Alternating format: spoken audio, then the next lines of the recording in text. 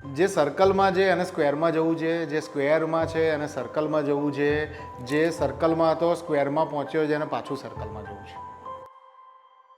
એક બહુ interesting observation છે. અમારો ડીએનસીનો ઓરિજિનલ લોગો છે ને બહુ વાઇબ્રન્ટ હતો, તરત જ માણસને આંખે આવે એવો હતો, ગ્રીનિશ કલરનો હતો અને એની એક અલગ શેપ હતો, અલગ ડિઝાઇન હતી. બહુ વર્ષ એટલે સમજો 15 વર્ષ એ લોગો રાખ્યા પછી અમને થયું કે ના આવું નહીં, થોડો સિમ્પ્લિફાઈ કરીએ, લોકો રીડ કરી શકે, કનેક્ટ કરી શકે એવું બનાવીએ. અને મને એવું લાગે છે કે કદાચ 15 વર્ષ પછી ફરીથી એવું થશે કે ના હવે આ બહુ સિમ્પલ છે, આને થોડું વાઇબ્રન્ટ કરીએ. સેમ વસ્તુ કંપનીના કલ્ચર જોડે છે. અમારી કંપનીમાં છે ને બહુ બધા ફ્રેન્ડ્સ છે અને બહુ લીન સ્ટ્રક્ચર છે. અમે આખો દિવસ હસીએ છીએ, ધમાલ કરીએ છીએ. ત્યારે બહુ બધી વાર થાય છે કે યાર બધા લોકો છે ને ડિસિપ્લિનમાં નથી, પ્રોસેસીસ નથી, સિસ્ટમ્સ નથી.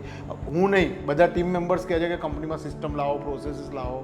એટલે અમે લોકો સર્કલમાં જઈએ અને અમારે સ્ક્વેરમાં જવું છે. ધારો કે અમે સ્ક્વેરમાં જતા રહીએ અને કંપની સેટ થઈ જાય પછી મને એવું લાગે છે કે એવું થશે કે ના આ તો બહુ રિજિડ થઈ ગયું, આ તો બહુ બ્યુરોક્રેટિક થઈ ગયું અને આને થોડું લીન કરીએ, થોડું રિલેક્સ કરીએ.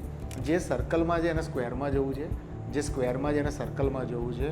સર્કલ ઓફ લાઈફ આવી જ છે.